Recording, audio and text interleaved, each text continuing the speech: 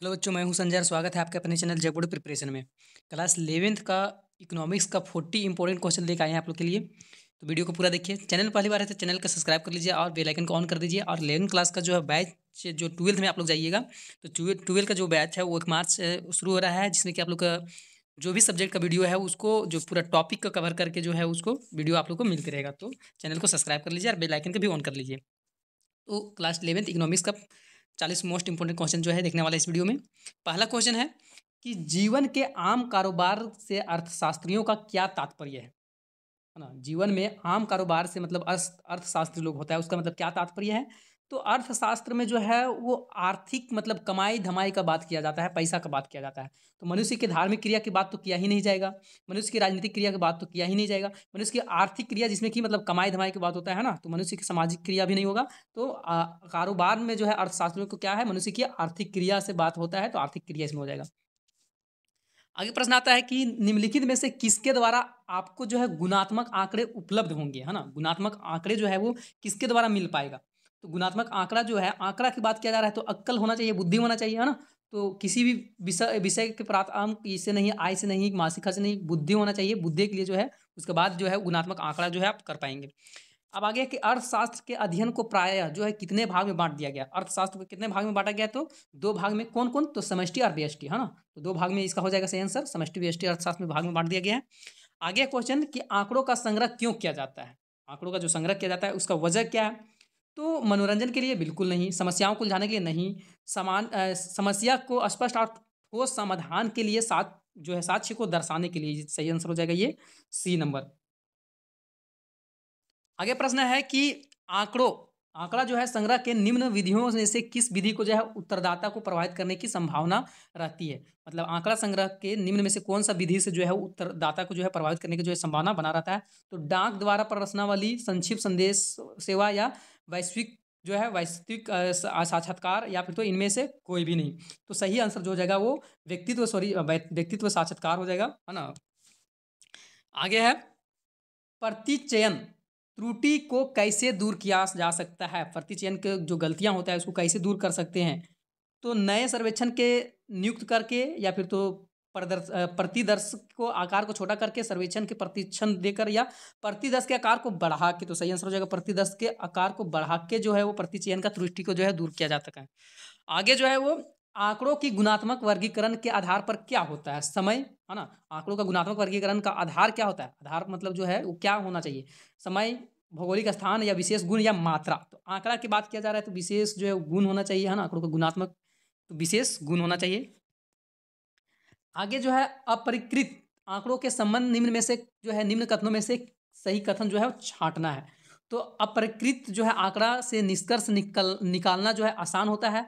अपरिकृत आंकड़ा जो है वो प्राय छोटे होते हैं, अपरिकृत आंकड़े जो है अव्यवस्थित होते हैं, या फिर तो इनमें से सभी हो जाएगा। तो सही आंसर हो जाएगा अपरिकृत आंकड़े जो होता है अव्यवस्थित होते हैं। आगे है कि निम्नलिखित में से जो है वो निम्नलिखित में से संततः घर का जो एक उदाहरण है, निम्नलिखित में से संततः घर का कौन उदाहरण है। कक्षा में विद्यार्थियों की संख्या, अस्पताल में इलाज मरीजों की संख्या, एक व्यक्तियों की वार्षिक आय, या एक विद्यालय में शिक्षकों की संख्या। तो सही आंसर हो जाएगा एक व्यक्ति की वार्षिक आय जो है ना, एक व्यक्ति का वार्षिक आय जो है वो घर के संततः एक मतलब उदाहरण है। आगे है कि चरम मूल्यों की उपस्थिति में कौन सा औसत सर्वाधिक प्रभावित होता है। समांतर माध्य, माध्यिका, गुणोत्तमक या बहुलक। तो सही आंसर जो हो जाएगा वो समांतर माध्य। आगे दंड आरेख जो होता है, दंड आलेख आरेख क्या होता है। एक विमीय आरेख होता है, द्विविमीय आरेख होता है, या विमारहित आरेख होता है, या फिर तो इनमें से कोई भी नहीं होता है ना। तो एक विमीय आरेख दंड आलेख होता है, एक बीम होता है, एक दंड आलेख इस तरह से मतलब खड़ा होता है ना, इस तरह से ऐसे। आगे है निम्न में से किस आरेख को संचयी बारंबारता वक्र के नाम से भी जाना जाता है। दंड आरेख, आय चित्र को, या वृत्ताकार को, या फिर तो त्वरण को, है ना। तो त्वरण जो है उसको संचयी बारंबारता वक्र के नाम से भी जाना जाता है। आगे है कि आंकड़ा, है ना। आंकड़ा दिया हुआ है 40, 50, 55, 78, 58 का समांतर माध्य क्या होगा। तो सबसे पहले ही बात ये आता है कि समांतर माध्य का फॉर्मूला क्या होता है। ये जितना भी दिया हुआ है सबको आप लोग जोड़िए, है ना। जितना दिया हुआ है सबको जोड़ देंगे, और जो है कितना से भाग दे देंगे। तो 1 2 3 4 5 है, तो 5 से भाग दे देंगे। तो सबको जोड़ने पर कितना आ जाएगा, सबको जोड़िए तो आपका आ जाएगा 181 आई थिंक आएगा। अब इसको 5,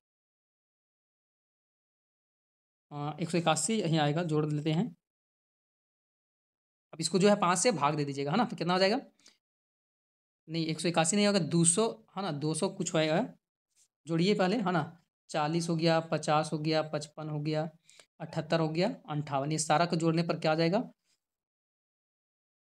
तो 40 हो गया, 40 प्लस में 50 हो गया, फिर 50 के बाद फिर है 55 है, फिर 55 के बाद 78 है, फिर 58 है।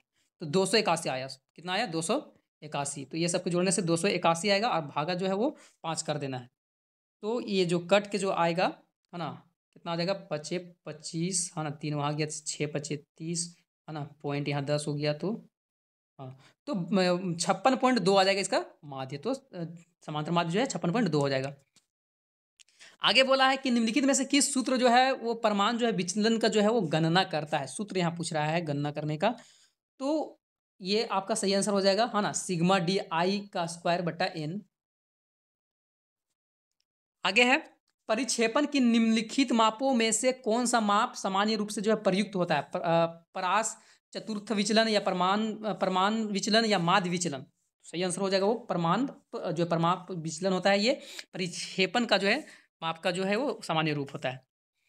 आगे, यदि दो चरों के बीच जो संबंध जो है गुणात्मक +1 है, तो दो चरों के बीच कैसा संबंध जो होगा, सहसंबंध किस तरह से? धनात्मक, ऋणात्मक, या फिर तो पुण्यतः धनात्मक, या पुण्यतः धनात्मक रैखिक सहसंबंध, किस तरह का संबंध हो जाएगा? तो पुण्यतः धनात्मक सहसंबंध हो जाएगा।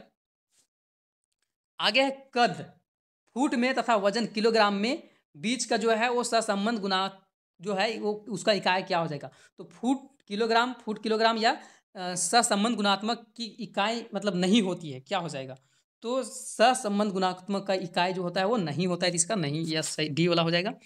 आगे है कि निम्न में से कौन सा सूचकांक खुदरा कीमतों में औसत परिवर्तन को मापता है? सेंसेक्स थोक कीमत के सूचकांक, औद्योगिक उत्पादन सूचकांक, या उपभोक्ता कीमत के सूचकांक। सही आंसर जो हो जाएगा वो उपभोक्ता कीमत की सूचकांक। आगे प्रश्न है कि लेस्पेयर की कीमत सूचकांक में किसे भार के रूप में जो है वो प्रयुक्त किया जाता है? वर्तमान अवधि की कीमत को, वर्तमान अवधि की मात्रा को, आधार अवधि की कीमत को, आधार अवधि की मात्रा की। तो ये सही आंसर इसका हो जाएगा आधार अवधि की मात्रा की।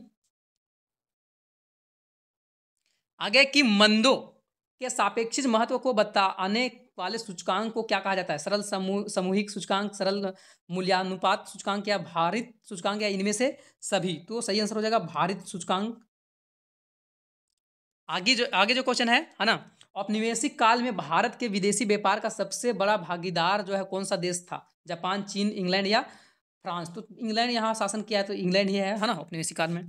आगे टिस्को का स्थापना जो है वो कब हुआ था? है ना, ये कंपनी है टिस्को, तो इसका स्थापना जो है कब किया गया था? तो 1907 में टिस्को का स्थापना किया गया था। 12th में भी ये क्वेश्चन शायद आया था।